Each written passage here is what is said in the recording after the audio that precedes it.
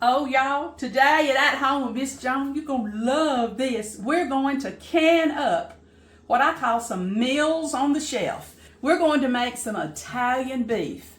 It is so good, and I want y'all to know it is so easy, and I'm just going to show you how easy it is. Now, you can use your preference on meat. You can use venison. This is a beef chuck roast right here. In fact, it's two that I'm going to can up in mine, and I just say the little labels here so y'all can see that my amount of beef that I've cut up in little 1 inch to 1.5 inch cubes is 4.5 pounds is what I've got. Preacher's helping me, and he's cutting it up in like little 1 inch cubes right here.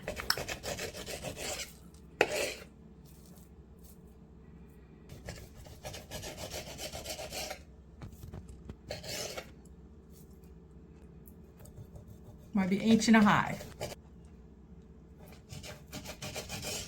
I'm going to start off by putting just a little bit of my beef broth in the bottom. Now, the reason I'm doing that, and I'll just go over here and get just a little bit. If you've got just a little bit of that in the jar before you start off, it will really help when we go debubble. Okay? So I'm just putting a little bit in there. Now, to that, I'm going to add 2 cups of my meat. In my case, this is chuck roast. All right. That's pretty meat. Okay. I think the way that looks, I'm going to add 2.5 cups, okay? That's what you have to do. It depends on how big you cut up the meat.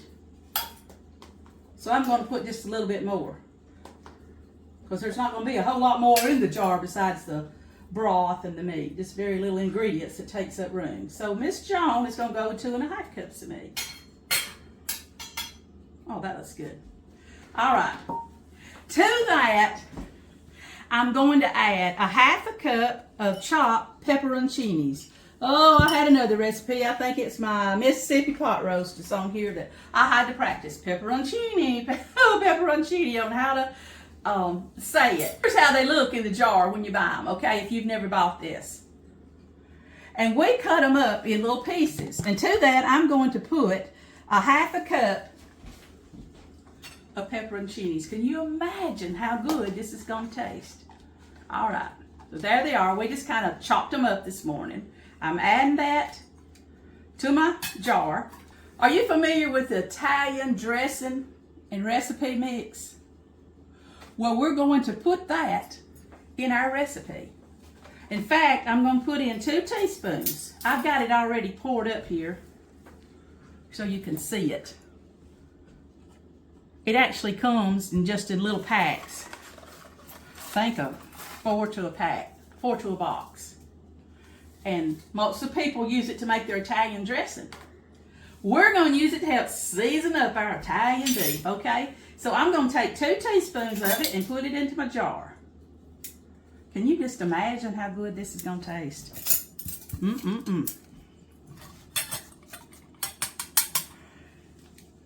Okay, and I also, to just beef up or the seasoning a little bit more, see all this juice that's in my pepperoncini jar? I'm going to add some juice. Now this little ladle of mine right here, well, let me measure it so you'll know. Yep, that's what I thought. This is a tablespoon. So I'm going to add about 3 tablespoons of my juice from my pepperoncinis. All right, you talk about good. Okay, and now I'm going to put in also some minced garlic, which I've just got it already prepared here. I put it out in this little bowl so I can get to it really quick. I'm going to add 2 teaspoons of minced garlic. Of course, I'm not going level. I'm just putting it in there. Okay.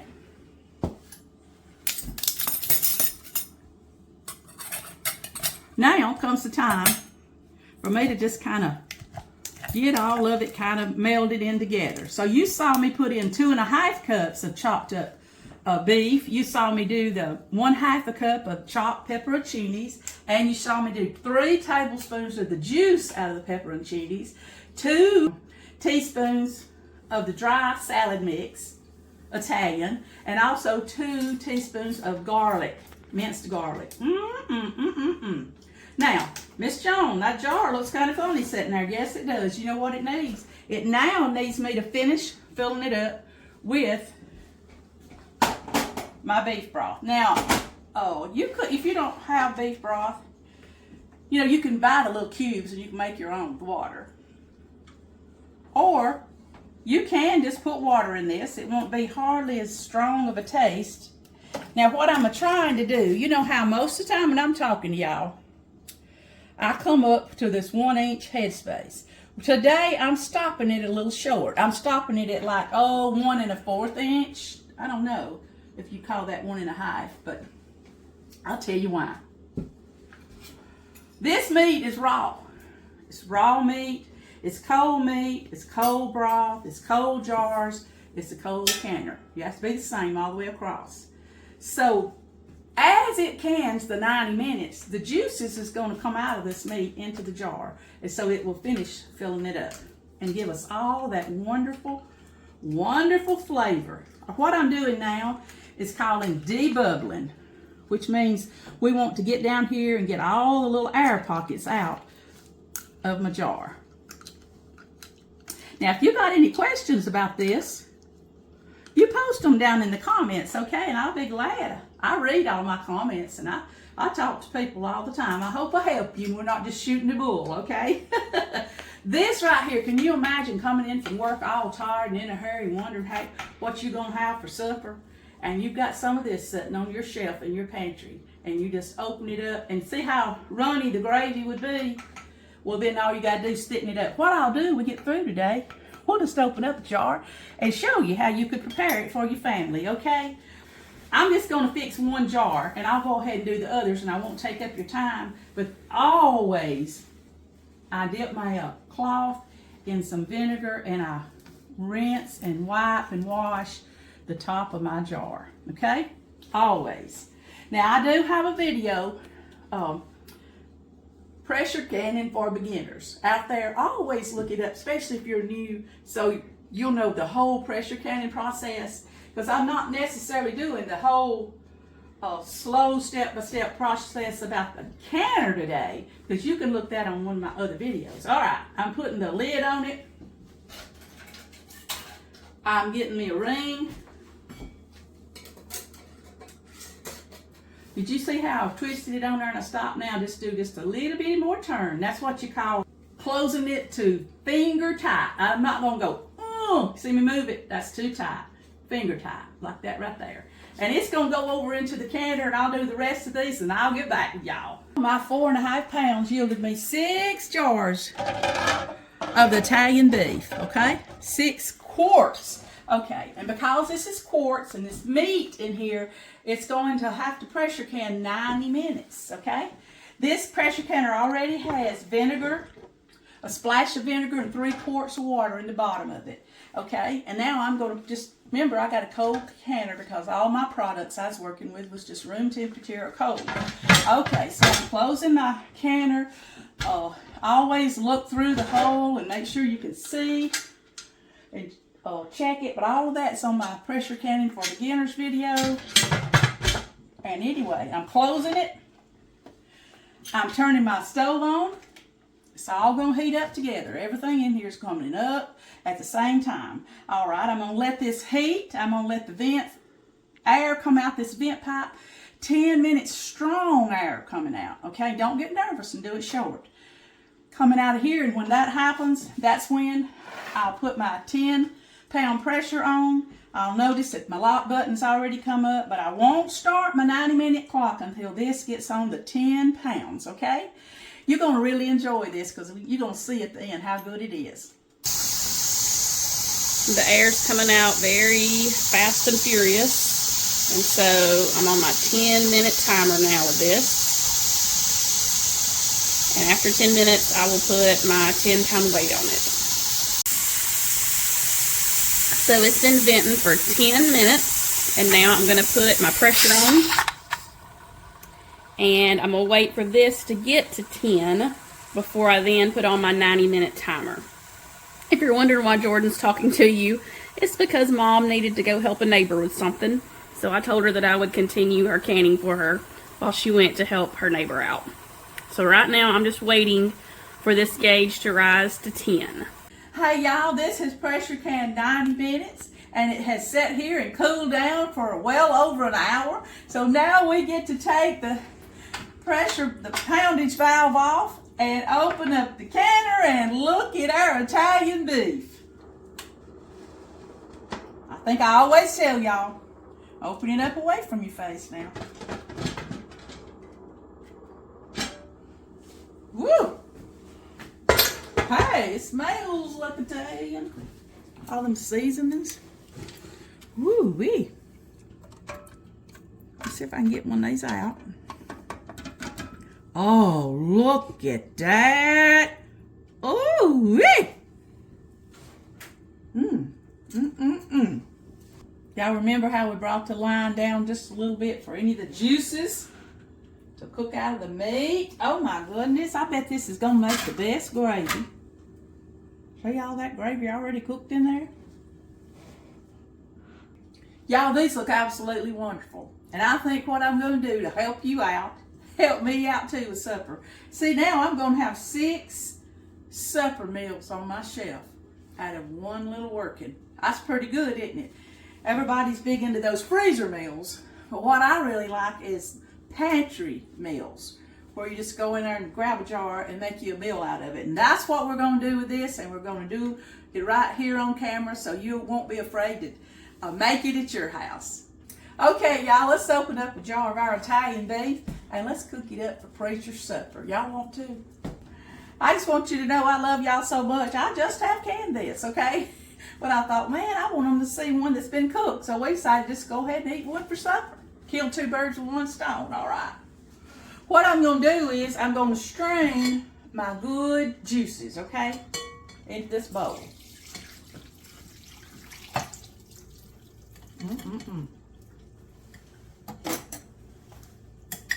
Sorry, I got to turn the wrong way, don't I? Okay. I'll just rest my meat, my pepperoncinis over here to the side. Now, see how runny that is to this? We want to thicken that up if it's going to be the gravy, okay, to go over this delicious meat. All right, I'm going to use cornstarch, but you could use something called arrowroot, or you could use flour, all right? What I'm going to do is I'm going to put me, let me start with a heaping tablespoon of this. 2 tablespoons, okay? Of cornstarch is what I'm going to use.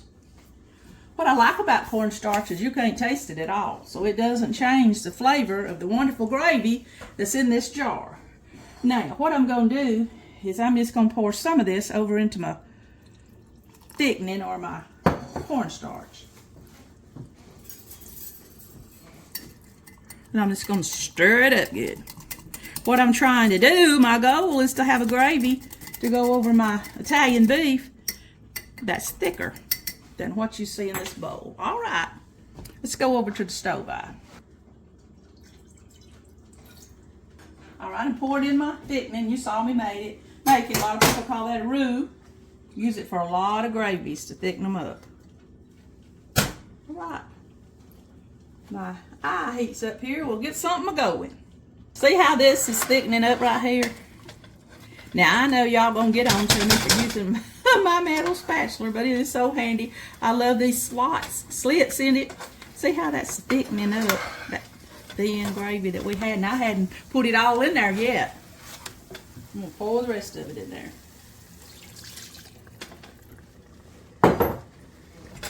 Okay. Now I'm just gonna work all this in together.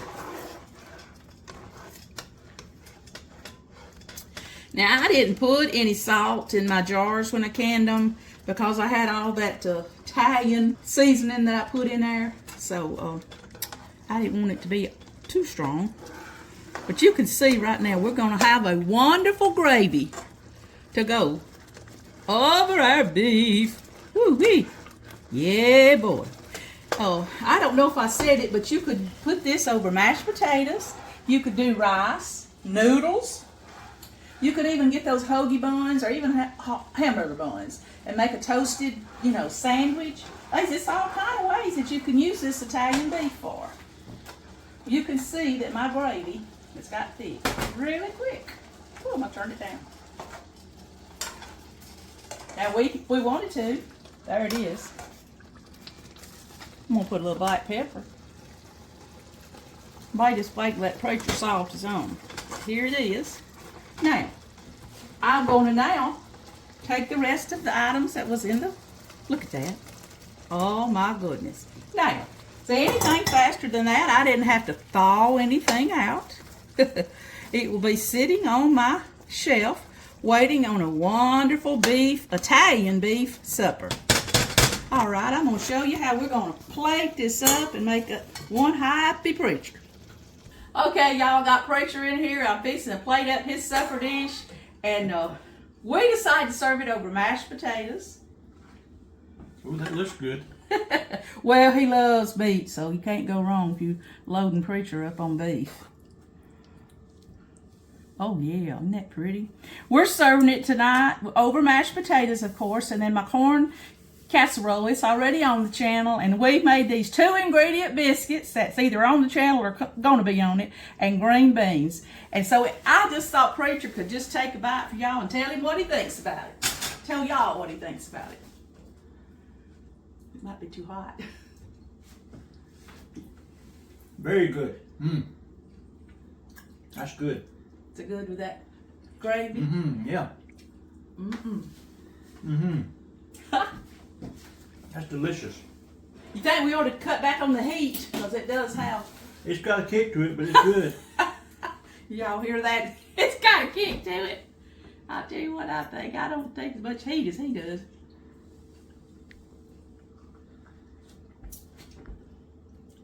I put a half a cup of the chopped pepperoncinis in it. That's a little strong for me. I believe if you want to start out more mild, I just put about 1/4 of a cup.